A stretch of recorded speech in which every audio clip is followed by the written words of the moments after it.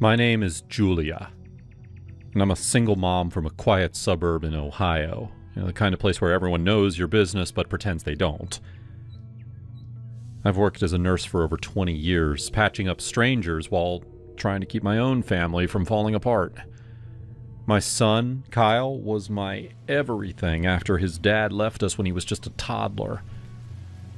I raised him on my own, through scraped knees, school plays, and those awkward teenage years. But nothing prepared me for what happened last month. It started with a phone call that shattered my world.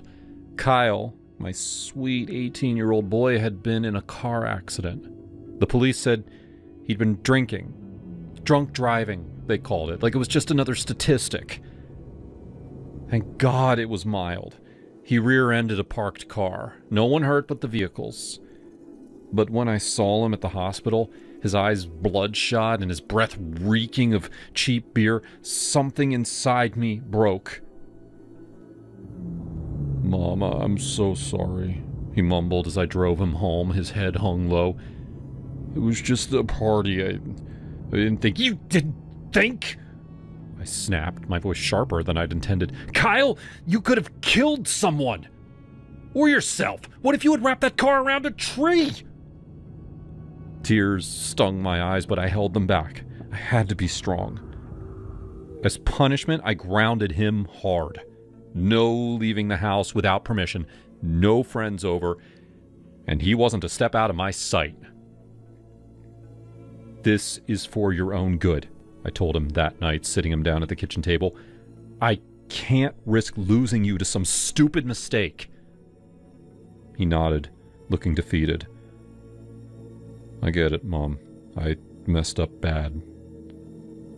For the next few days, I watched him like a hawk. He moped around the house, playing video games in his room or helping with chores without complaint. What if he sneaked out? What if he fell back into bad habits? And that's when the idea hit me. When he was asleep one night, I slipped out to his car in the driveway. I had bought one of those tiny hidden cameras online. A discreet little thing that looked like a black pebble with audio and everything. I wedged it into the air vent on the dashboard, cracking it open just enough for a clear view. "This is just to keep you safe," I whispered to myself as I tested the app on my phone. The feed was crystal clear, streaming right to my screen. Now, the first week was uneventful. Kyle didn't drive. He barely left his room. I'd check the camera feed obsessively, even when the car sat idle. "See? He's learning," I told my best friend Judy over coffee one morning. She raised an eyebrow. "Julia, honey, installing a camera? That's a bit much, don't you think?" "No," I insisted. "After what happened, I need to know he's okay. Mothers do what they have to." She sighed. "Just be careful. Kids resent that kind of thing." 3 weeks passed with no red flags. Kyle seemed reformed. Polite, helpful, even apologetic again. "Mom, can I start driving to school?" he asked one evening, his eyes pleading. "I promise I'll be careful. No more stupid stuff." I hesitated, but my heart softened. "All right. But you tell me where you're going every time. And no detours." He grinned. "Thanks, Mom. You're the best." I regretted it almost immediately. The very next day, he bolted out the door without a word, keys jingling in his hand. I pulled up the app, my pulse quickening. He was heading to his girlfriend's house, Chloe, that bubbly girl from his class who had been around since junior high. It was her birthday, I remembered belatedly. "Fine," I muttered to myself, "just this once." I watched the feed like a hawk. He pulled up to her place, parked, and dashed inside, leaving a wrapped box in the back seat. Minutes ticked by. Then, the car door opened, and there they were. Kyle sliding into the back with Chloe right behind him. "Happy birthday, babe," he said. She giggled. Thanks, Kyle. I can't wait to see what you got me. He handed her the box. I know this is a big year for you, so I got something extra special. She shook it playfully. I wonder what's inside. My stomach twisted. What were they doing in the back seat? But she tore open the paper, revealing a blindfold? A silky black strip of fabric. A blindfold? She echoed my thoughts, sounding puzzled. Babe, let me put it on you, he said, tying it gently over her eyes. I'm going to take you on a trip somewhere special. It's going to be a huge surprise. He crawled to the front seat and started the engine. I leaned closer to my phone, recognizing the route immediately. He was heading home. Why? I hadn't gotten Chloe a gift. Kyle knew that. Was he bringing her here for some family celebration? My mind raced with possibilities, none of them good. The car crept up our driveway. I heard the engine cut off. Okay, babe, are you ready? Kyle asked, his tone excited. He hopped out, opened her door, and slid off the blindfold. Chloe's face lit up with a grin. Take my hand. Let's end her together. End her? My blood ran cold. Chloe nodded, locking eyes with him as she slipped a hand into her pocket and pulled out a knife, a sharp, gleaming blade that caught the afternoon light. Oh God, I whispered, frozen in my living room. They were coming inside. For me. Mom, I'm home, and I brought Chloe with me, Kyle called cheerfully. My legs felt like lead, but I forced myself to the door. I opened it, trying to smile. Hey, kids. What's... Chloe shoved me hard, sending me stumbling back to the couch. I collapsed onto it, trembling as she towered over me, knife raised. Please, I begged, my voice breaking. What are you doing? Kyle, stop this! But Kyle just stood there, watching. And then suddenly he burst out laughing. A deep belly laugh that echoed off the walls. Chloe joined in, dropping the knife to the floor with a clatter. It was plastic.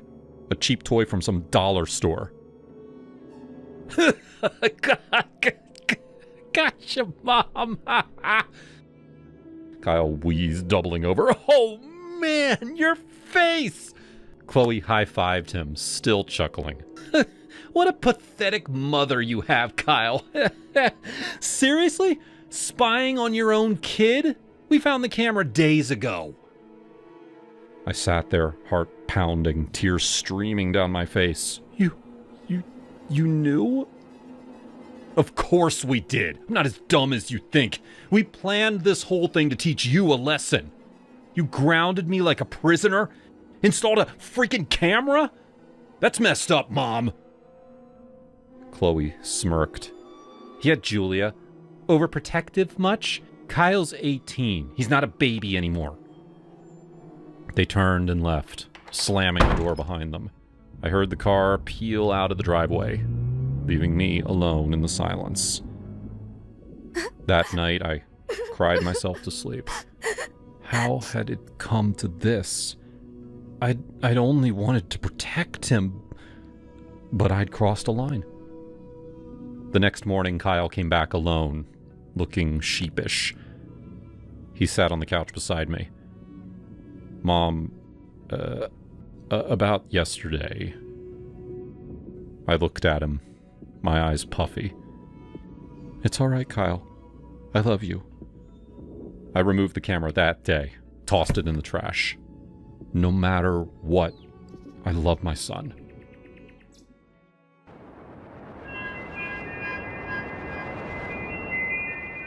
We pulled into the campground just after noon on a Friday in mid-August. Jessica had the map app open on her phone, yelling directions over the crunch of gravel under our tires. Left at the big oak, Trudy. There.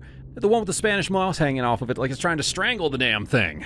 I laughed and swung the Jeep onto the loop road, our usual setup since college when we swore we'd take a girls' weekend every season, no matter what life threw at us. This trip was supposed to be simple. Tents, a fire pit, cold beer, and 0 cell service. We needed it bad. The heat had been brutal all week, and we figured the woods would at least give us some shade and a chance to breathe.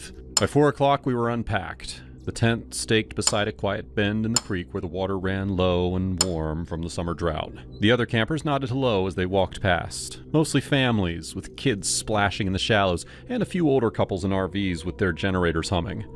Nobody seemed in a hurry. Jessica stretched her arms overhead. I'm dying already. Let's hit that grocery store before we melt out here. I need snacks and something cold to drink.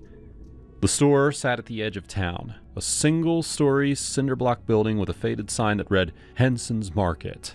Inside, the fluorescent lights buzzed over narrow aisles stocked with white bread, off-brand cereal, and rows of hunting magazines. The air conditioning was barely working, just pushing around the same hot air. We grabbed chips, sandwich stuff, some fruit that looked like it had seen better days, and a couple of sodas, and then hit the counter. Jessica leaned on the register, fanning herself with a flyer. Hey, we were hoping to pick up a 6-pack. Any chance you sell beer here? This heat is killing us. The cashier was maybe 50, thick through the shoulders with a John Deere cap pulled low. He looked us over, slow.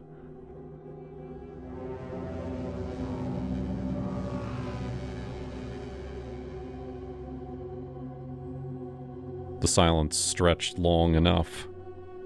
He finally spoke, voice flat. This here's a dry county. No alcohol sold within 20 miles. Jessica didn't miss a beat, wiping sweat from her forehead. Seriously? We drove all the way from Lexington for this weekend. Any place close we could grab some? We're not trying to party hard, just something to cool off by the fire. He kept staring. I shifted my weight, trying to look casual. We're just camping over at Pine Hollow. Not trying to cause trouble or anything. He rang up our stuff without answering right away. The register beeped, slow. And then he said, There's a place across the line. 10-minute drive.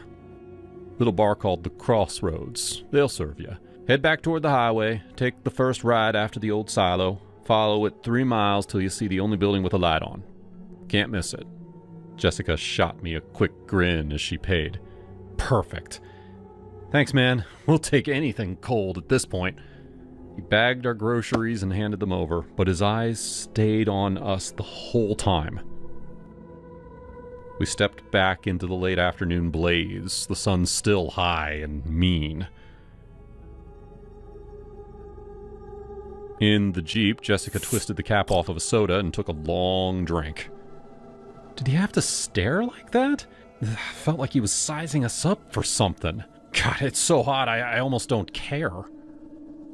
I started the engine and cranked the AC as high as it would go. And it probably doesn't see many city girls out here in the middle of summer. We go quick, grab a couple of beers and head back. I'm not sitting around a fire sweating my ass off with just Dr. Pepper all night. She laughed. The sun was still beating down hard when we followed his directions, but the light had that late afternoon slant that made everything look longer. The road narrowed, blacktop giving way to gravel that popped under the tires. Trees crowded close, their leaves thick and green from all of the rain earlier in the month, vines choking the fences. Jessica fiddled with the radio until it gave up static. This feels like the opening scene of every bad decision movie ever, she said, cracking her window for air. Tell me about it. I kept both hands on the wheel, the steering wheel hot under my palms. Remember that time in Gatlinburg when we almost hiked into that sketchy trail because some guy at the gas station said it had a waterfall? She snorted. Yeah, and it was just a sewage pipe. Good times. At least it wasn't this humid. Headlights weren't even needed yet, but the building still appeared sudden when the GPS said that we had arrived.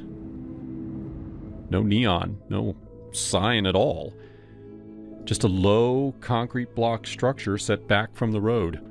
Windows bricked over solid. One bare bulb burning above a screen door that hung crooked on its hinges. The lot held 3 pickups and a rusted van. No other lights anywhere. The woods pressed right up against the walls like they were trying to swallow the place whole. I coasted to a stop 20 feet away. We sat quiet, windows up now. A low thump of bass came from inside, muffled. And once, a man's laugh cut sharp through the evening air. Nothing else. No voices, no clink of glasses, no Friday night energy that you'd expect from a bar in the middle of nowhere. Jessica turned to me, her face serious. Trudy, I'm getting that gut feeling. The one that says, turn around right now. Same, I admitted. I reversed slowly, keeping the building in the mirrors until the road curved. Neither of us spoke much on the drive back. When we finally pulled into the campground, the fire that we had started earlier had burned down to coals under the heavy trees. We rebuilt it, cracked open the sodas, and roasted hot dogs like nothing had happened. But we both kept glancing toward the tree line as the sky turned that deep summer purple. The next morning we slept late, the sun already beating down on the tent walls and turning the inside into a sauna when we crawled out. A couple of local women were brewing coffee at the next site over. They waved us over, their faces shiny with sweat. "Y'all look like you could use some real caffeine," the taller one called. Her name was Darlene. Her friend was Carla. We joined them, mugs in hand, fanning ourselves with whatever we could find. Jessica started it easy. "So, what's the deal with this county? We tried to find beer last night and ended up on some wild goose chase in that heat." Darlene's smile faded.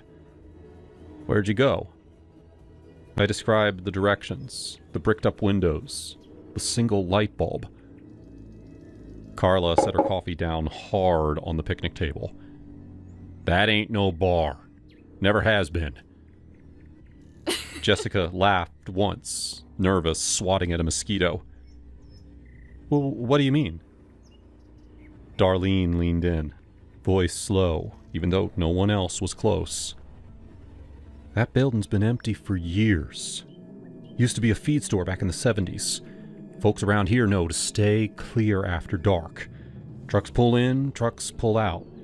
Sometimes you hear screaming. Sheriff's been out there twice that I know of, but nothing ever sticks. Girls from out of town disappear sometimes. They say it's runaways, but we know better. Especially in summer, when tourists come through looking for a cold drink." Carla nodded, her eyes serious. "My cousin's friend went missing 2 summers ago. Pretty girl, about your age. Last seen asking for directions at Henson's Market. Same story, Dry County, go to the crossroads. They found her car 2 counties over. Keys still in it. No body." My stomach dropped like a stone. Jessica's face had gone pale under her sunburn. The cashier sent us there on purpose?" "Wouldn't be the first time," Darlene said. "Some of those old boys at the store got family ties to whatever's going on out there. They spot 2 women alone, figure you're easy pickings. You're lucky you listened to your gut. A lot of girls don't make it back from a trip like that." We sat with that for a minute, the cicadas already screaming in the trees and the creek gurgling nearby. Jessica finally spoke, her voice steady but quiet. "We almost went in. We sat there joking about how it looked like a deliverance, and then just left. I can't stop thinking about it." Carla reached over and squeezed her shoulder. "Good. You did good. Trust that feeling next time, too. It's kept more of us alive than you know." We left the next morning earlier than planned, and we never went back to that county. Not once.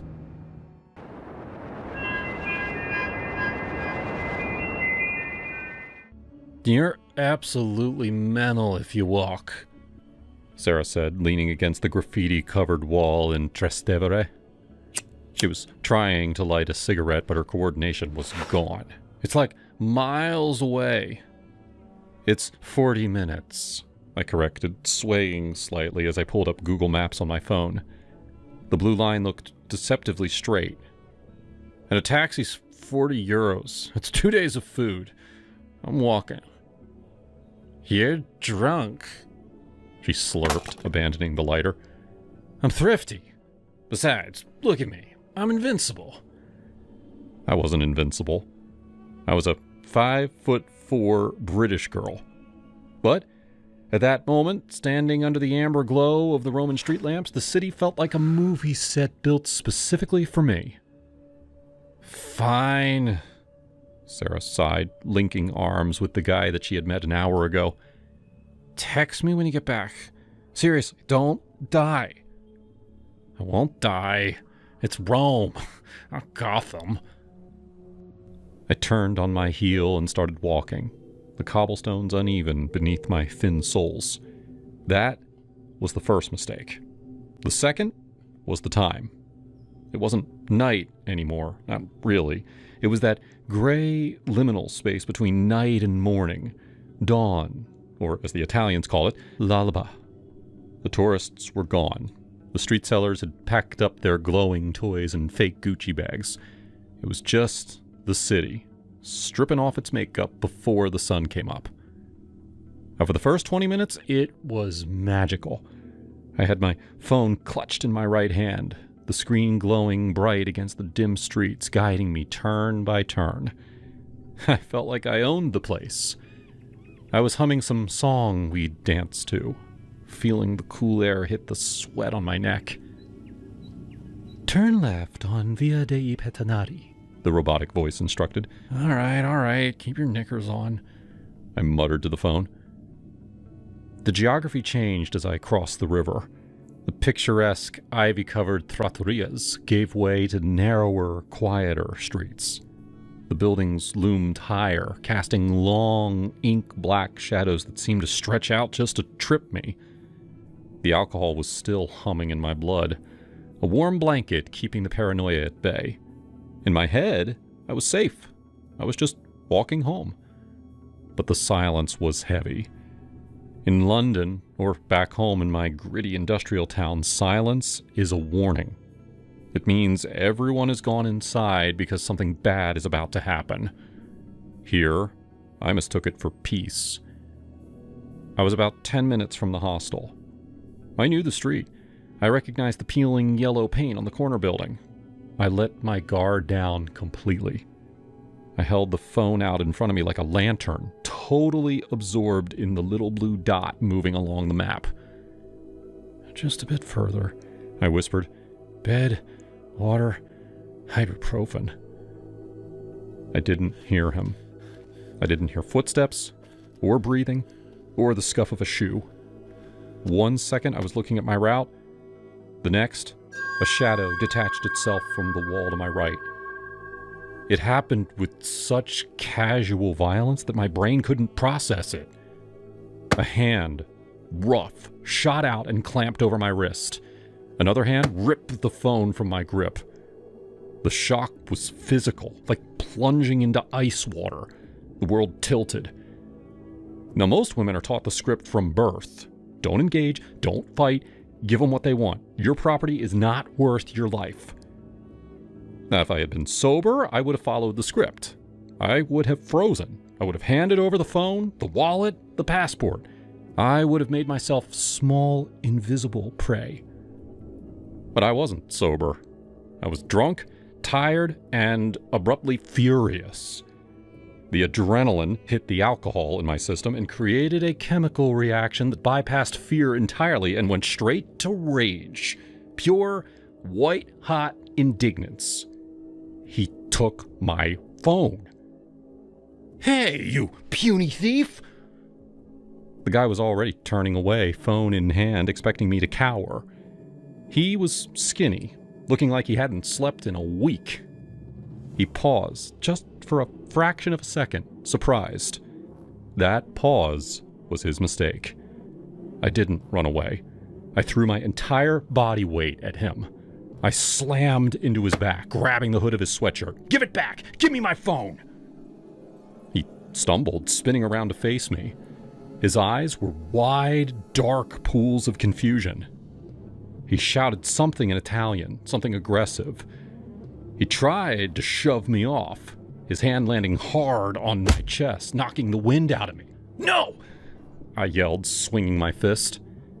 It was a clumsy, pathetic punch. I aimed for his face, but hit his shoulder. It hurt my hand more than it hurt him. But I didn't stop. I kicked out, my sandal connecting with his shin. "It's mine!" I was crying now, but they were angry tears, hot and frustrating. "You can't have it! Give it to me!" He looked at me, really looked at me. He looked at the phone in his hand. Then he looked back at me, backing away, his hands coming up in a defensive gesture. Okay, basta, crazy." He didn't run off with it. He didn't pull a knife. He didn't hit me back. He thrust the phone out, practically throwing it at me.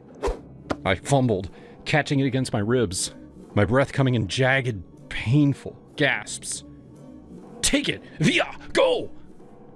"Yeah, you better run! Don't you dare touch me!" He disappeared down an alleyway, shaking his head. I stood alone in the street. The rage evaporated as quickly as it had arrived, leaving a cold, trembling void in its place. My knees turned to water. The alcohol, which had just served as liquid armor, suddenly turned into nausea. What did I just do? I had just attacked a mugger in a deserted street in Rome. He could have had a knife. He could have had a gun. He could have dragged me into that alleyway and done things that would make losing a phone seem like a blessing. "Oh, God," I whispered. I didn't walk the rest of the way. I ran. I ran with my sandals slapping loudly against the stone, my heart hammering a frantic rhythm against my ribs. "Don't look back. Don't stop. Just get to the door."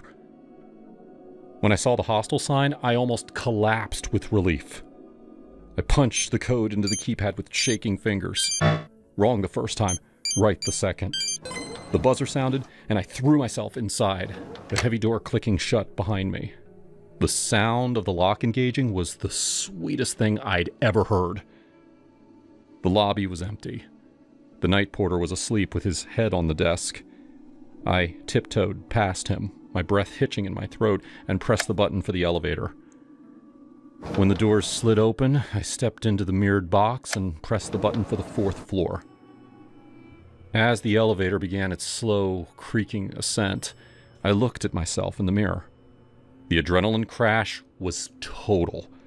My legs gave out, and I slid down the metal wall until I was sitting on the dirty floor of the elevator.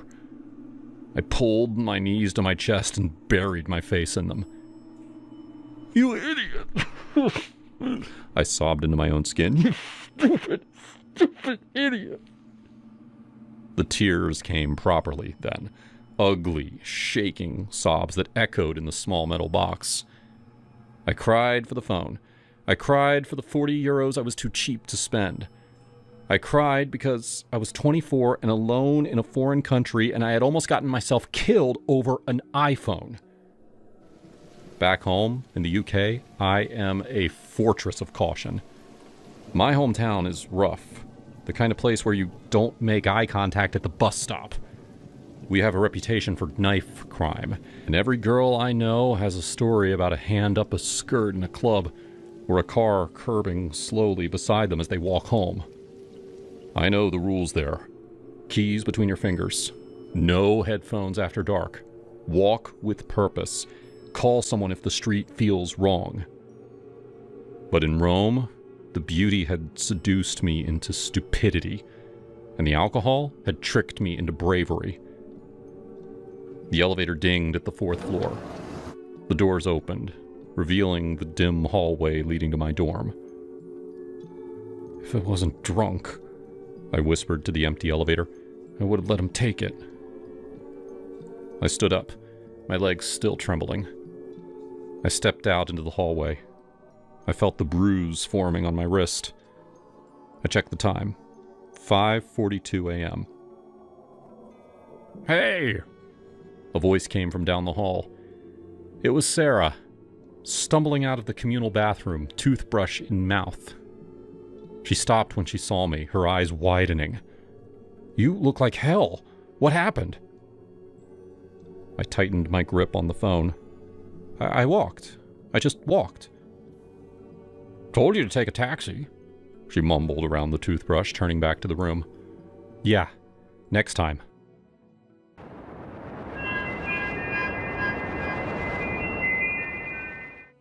The first time I saw her, I was walking down 5th Avenue, my gym bag slung over my shoulder. Her eyes, dark and piercing, locked onto mine, and for a fleeting moment, I felt like the center of the universe. But when I looked away, all that remained was a sense of foreboding that clung to my skin like sweat after a grueling workout. They say you need to hit rock bottom before you can climb back up. For me, that moment came one cold January night. I just turned 30, and my reflection in the bathroom mirror revealed a face I no longer recognized. My cheeks were hollow, my skin sallow, and my eyes, once vibrant and full of dreams, were now dull and lifeless. I was tired of being ugly, single, and lonely, so I decided to change. I started working out religiously, paying close attention to my diet. Protein shakes, chicken breasts, and green smoothies became my staples. I took better care of my hair and hygiene, investing in expensive grooming products and following a strict routine. I forced myself to go outside more, pushing through the anxiety that clawed at my chest. Slowly but surely, I began to see progress. My muscles grew firmer, my skin cleared up, and I no longer recoiled at my reflection. But despite all my efforts, the self-loathing never fully dissipated. I was still ugly, at least in my own eyes. Yet I didn't hate myself as much as before.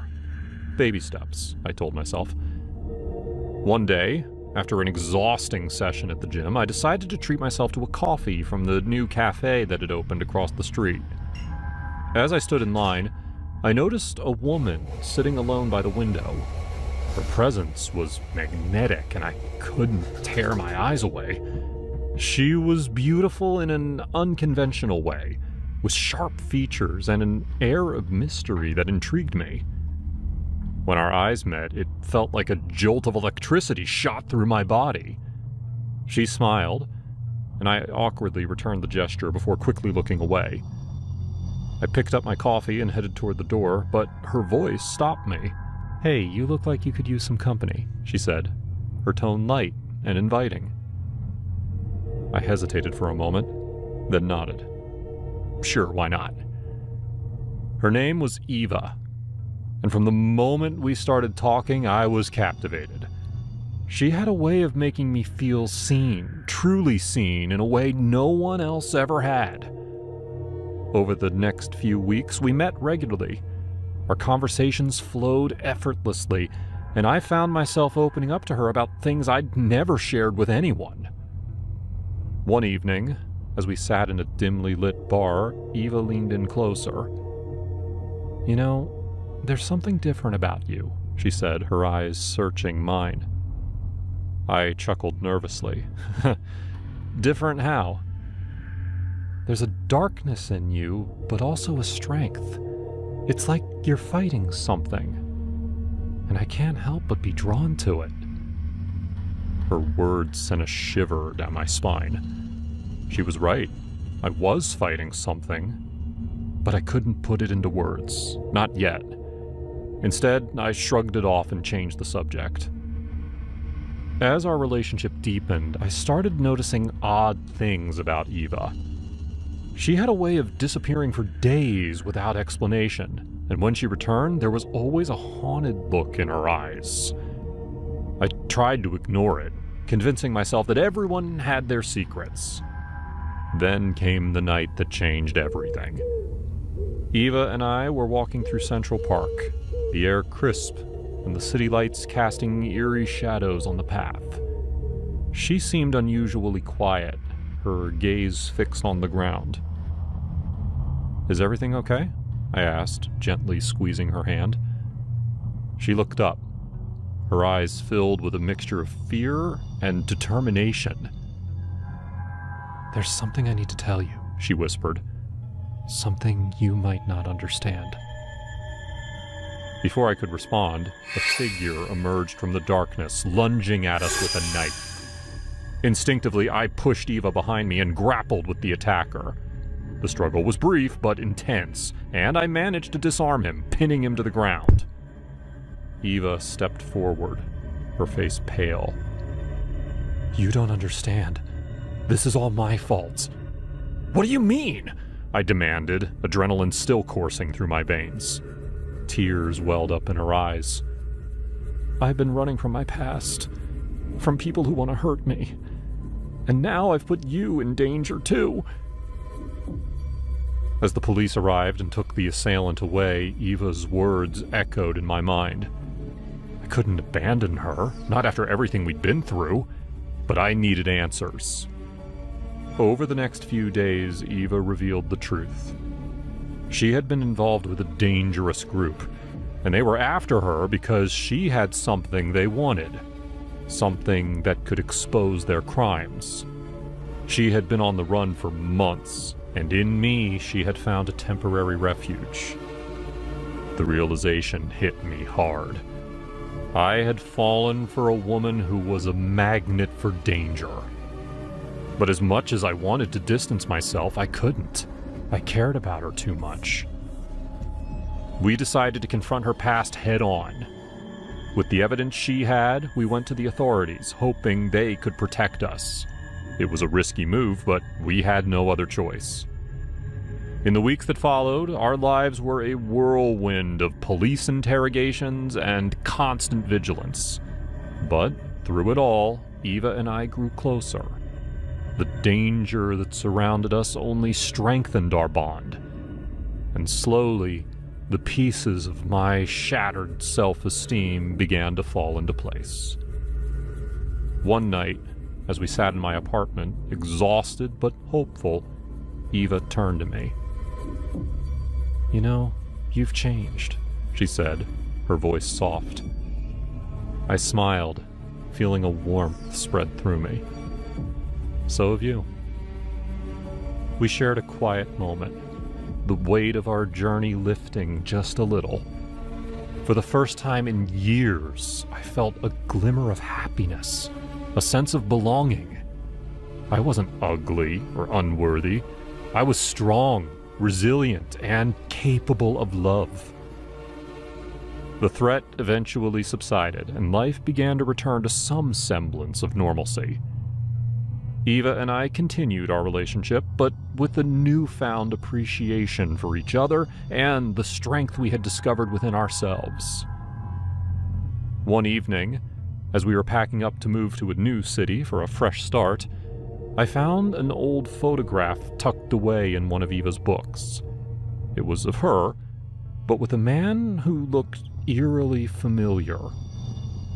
My heart raced as I realized he was the attacker from the park. Confronting her, I demanded an explanation.